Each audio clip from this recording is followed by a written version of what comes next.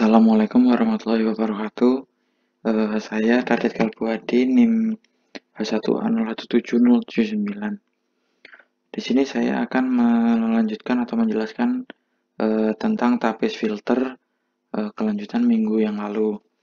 Ini merupakan laporan terakhir. Nah, di sini saya akan menjelaskan tentang deskripsi perancangan tapis, penentuan jenis, metode perancangan panjang tapis, langkah-langkah perancangan, dan penentuan panjang. Sebelumnya mohon maaf karena ada masalah teknis sedikit. Perekaman saya tidak dapat menampilkan gambar pada common window.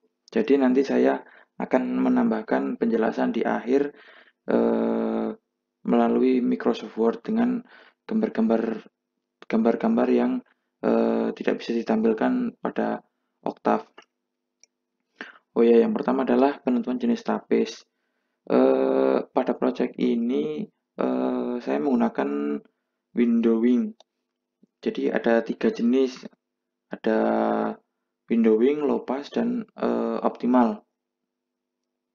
Hal ini didasari oleh windowing memiliki kualitas yang lebih unggul karena dapat memfilter sebuah audio sebaik mungkin.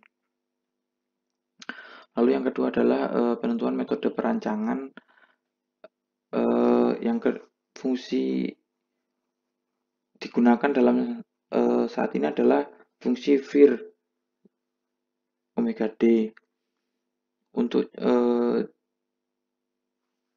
jenisnya penentuan panjang tapis yang selanjutnya, lalu ada langkah-langkah perancangan tapis. Oke, mari kita coba saja programnya. Ini programnya. Saya menamakan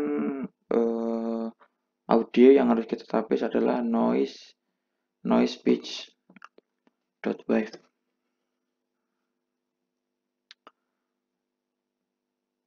Di sini saya menggunakan 2 source code, yaitu source code yang minggu lalu dan source code yang sekarang untuk windowing. Mari kita run.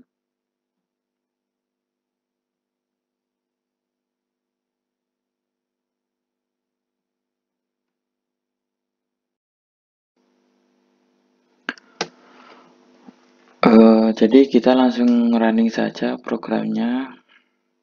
Nah, lalu akan keluar seperti ini.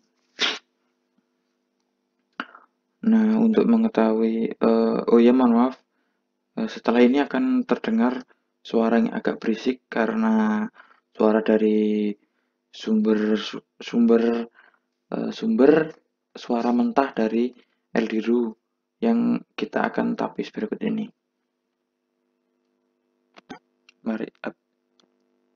Mari kita enter.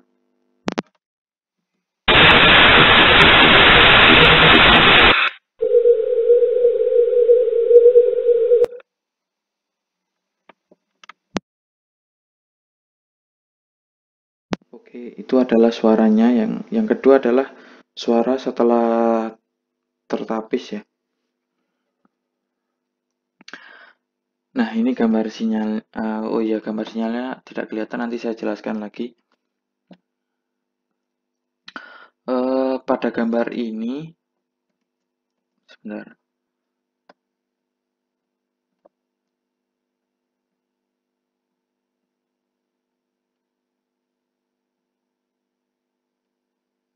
Pada gambar ini menunjukkan bahwa plot sampel setelah difilter, jika dibandingkan pada sebelum difilter, dapat dilihat bahwa frekuensinya lebih renggang dan tetap menampilkan beberapa amplitude yang panjang karena itu merupakan suara asli. Lalu selanjutnya menampilkan plot spektrum sinyal domain frekuensi.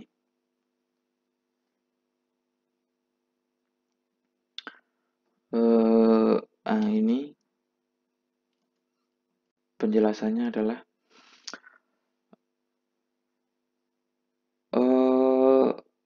pada audio asli terlihat bahwa terdengar jelas bahwa ada derau atau noise. Dan setelah difilter, audio asli semakin berkurang dan teredam. Sinyal sebelumnya difilter, jika dibandingkan dengan suara yang sudah difilter, maka dilihat bahwa derau lebih pendek pada grafik yang terlihat amplitudenya mendekati 0. Itu merupakan suara asli. Oke, selanjutnya plotting tapis filter.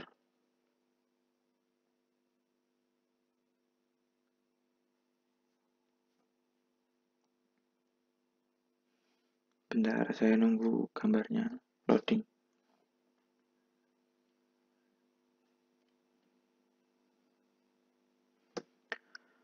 Nah, di sini gambarnya seperti bukit ya.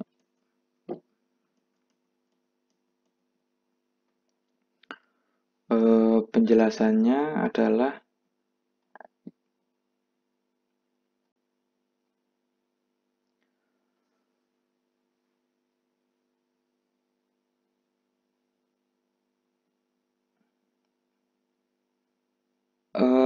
ini adalah tipe IIR, Infinite Impulse Response, yang berupa tapis Chebyshev.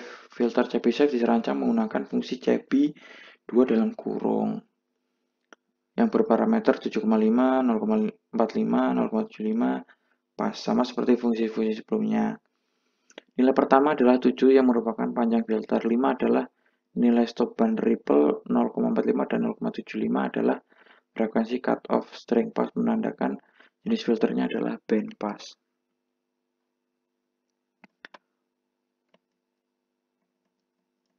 Oke, kita lanjutkan spektrogram sinyal. Nah, di sini spektrogram itu adalah warna dari spektrum sinyalnya. Nah, di sini terdapat dua gambar yang cukup signifikan perubahan warnanya. Gambar pada signal yang belum terfilter itu warnanya adalah hijau, kuning, biru itu bercampur. Jadi masih berantakan gitu. Dan setelah terfilter maka akan membentuk suatu pola yang sangat teratur, di mana di situ terdapat suatu garis kuning lurus yang menandakan bahwa suara tersebut, signal tersebut berhasil difilter. Lalu kita lanjut. Sekian dari saya. Setelah ini saya akan menampilkan tentang gambar-gambar yang tadi saya jelaskan. Ya, di sini saya akan menampilkan gambar-gambar yang tadi tidak bisa ditampilkan ketika waktu perekaman, ketika kita membuka Octave,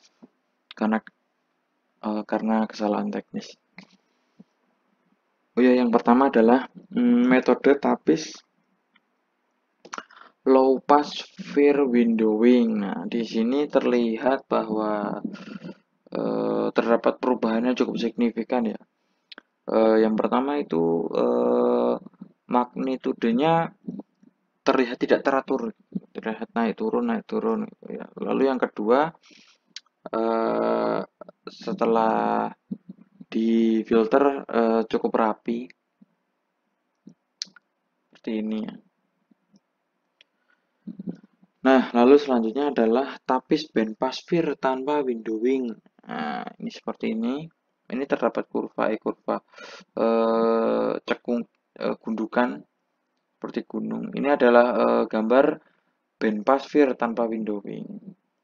Selanjutnya adalah tipe tapis Chebyshev band pass IIR. Nah, ini hasilnya akan seperti ini. Selanjutnya adalah diagram realisasi direct. Ini diagramnya seperti ini. Nah, ini adalah sinyal audio perbedaan sebelum difilter dan sesudah difilter. Nah, ini kan terlihat cukup signifikan ya.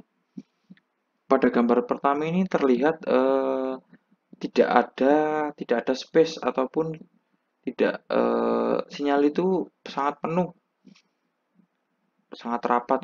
Nah, setelah difilter, sinyalnya agak sedikit terbuka. Nah, ini adalah menuju sinyal aslinya atau audio aslinya, sehingga suara yang terdengar sedikit lebih jernih, sedikit. Nah, ini adalah spektrumnya. Nah, di bagian spektrum ini justru sangat terlihat ya dari amplitudenya sekitar min 80, lalu cuma beberapa ini terlihat sangat jelas. Nah, ini yang paling signifikan, gambar warna atau pola spektrum sinyal audio setelah difilter. Nah, di sini kan terlihat warnanya masih bercampur, tidak dapat dibedakan, masih tercampur pokoknya. Nah, yang di bawah setelah difilter, maka akan terlihat sinyal yang bersih yang mana sih, yang noise yang mana. Nah, ini yang noise yang ini. Lalu sinyal yang bersih adalah yang ini kuning, yang kuning setelah difilter. Nah, sekian dari saya, mungkin itu penjelasannya. Kurang lebihnya mohon maaf. Wassalamualaikum warahmatullahi wabarakatuh.